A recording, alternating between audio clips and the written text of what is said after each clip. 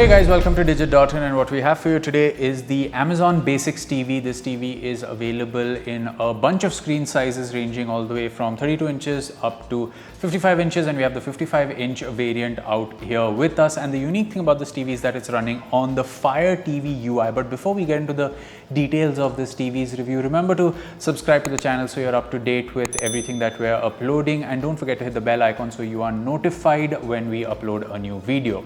Let's quickly start with the build and design of this TV. There's nothing to write home about. It is a relatively slim TV considering its price, but a good thing is that it has relatively slim borders all around, which is good. It also has two metal feet, and unlike like the Realme S LED TV, for example, which had more angular feet, this one kind of has a arch design which is different looking. And if you're going to put this table on a tabletop, it does look quite nice, although there isn't much space between the TV and the table, which means if you have a small set-top box, you should do just fine. But if you have something like a gaming console or a sound bar, you may want to reconsider its positioning. All the connectivity options are on one side, and a good thing about this TV is that the power cord is removable. So if you ever need to change the power cord, this TV has a removable one. It has the standard 3 HDMI ports and 2 USB ports for your connectivity needs. Now, coming to its picture performance, this TV is a 55-inch 4K panel with support for HDR, HDR10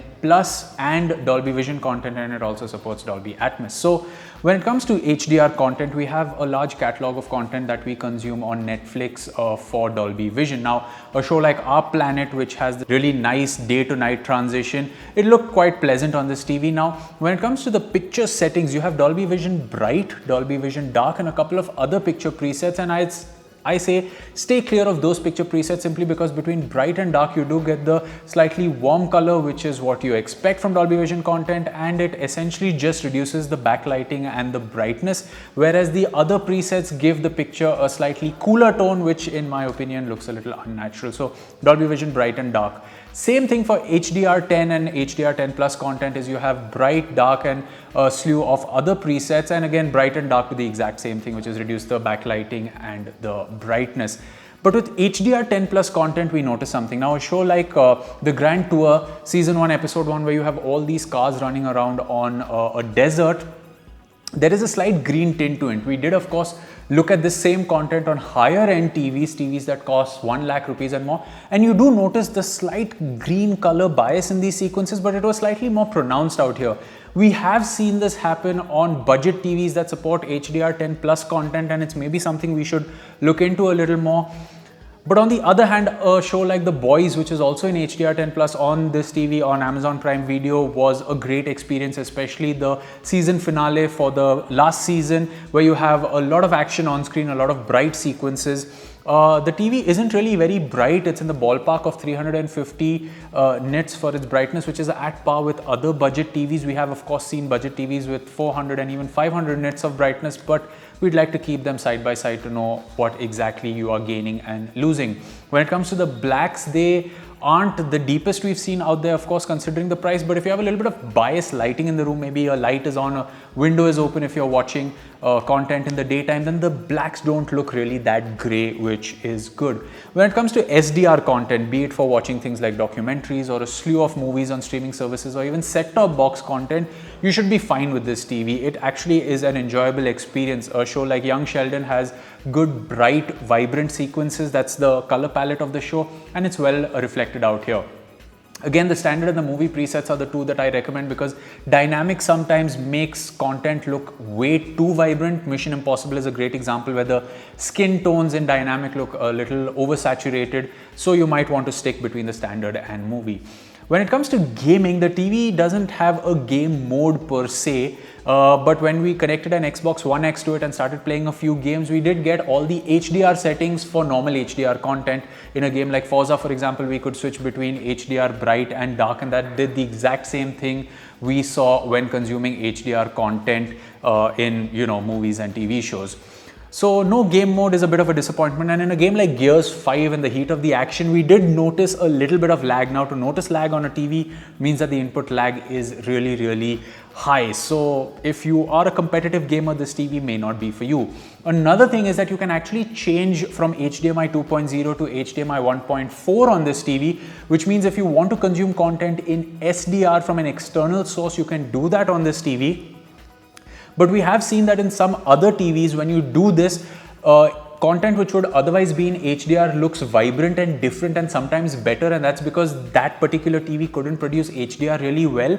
On this TV, the difference wasn't really as wide, so that we would recommend, hey, you know what, go get a Fire TV stick, switch it to HDMI 1.4 and you're good to go. The difference wasn't really much, and considering how good the UI of this TV is because it's running on the Fire TV UI, you really don't need an external source when consuming content.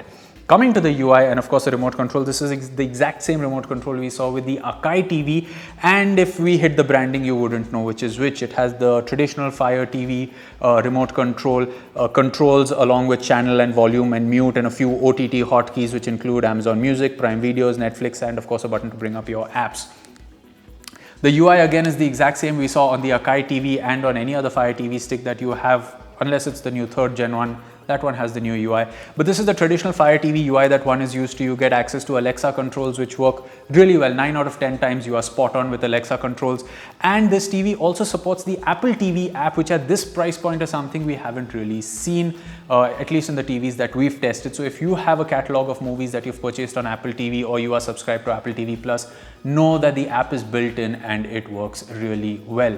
Again, the UI is fluid. It has access to all possible streaming services. You can connect a pair of Bluetooth headphones because of the Fire TV UI and the fact that the TV supports Bluetooth in case you want a more personalized listening experience, which may be the case because the speakers on this TV aren't extremely good. Now it is good enough for the occasional movie, but if you're watching a movie which has a lot of action, dialogue and a background score, it does sound muddled. Not as muddled as some of the TVs we've reviewed in the past, which were really strict on the budget and hence compromised greatly on the sound. For watching everyday TV shows, some soap operas, news, even watching YouTube content, this TV did a fine job for us when it comes to the audio, but it was in a movie like Togo, for example, on Disney Plus Hotstar. We can't show you that footage, of course, for copyright reasons, but when the ice is crackling and William Dafoe's character is with his sledge dogs and they are running over this frozen lake, you feel the ice crackling on some of the TVs out here. You can hear the ice crackling really well, but you can't feel it. So that's the best way to define the speakers on this TV. So overall, for 40,000 rupees and the 55-inch 4K HDR, Dolby Vision, Dolby Atmos, all the tech thrown in, you have a large number of options to choose from, be it from Xiaomi, from Hisense, you have from Thomson, you have Kodak, you have a large number of TVs. And where this TV distinguishes itself is with the UI. You know, if you're someone that loves using a Fire TV stick with your TV, then this TV could be a natural evolution if you're looking to upgrade from a smaller or a cheaper TV because of the UI and the convenience that it brings. Other TVs may have strengths, like for example, the Hisense TV we reviewed last year had better sound, for example. So depending on your priorities, you may want to weigh the pros and cons before checking it out. But as a package deal for 40,000 rupees and a 55-inch TV, this one can definitely be on your list. So there you have it, guys. That was our review of the Amazon Basics 55-inch Fire TV Edition TV. And as always, if you like this review, you can hit that like button. It does help us. You can subscribe to the channel and hit the bell icon to be notified when we upload more such videos. And as always, if you have any questions about this TV, let us know in the comment section below. We will do our best to answer it. Thank you so much for watching. We will catch you in another video. It's goodbye for now.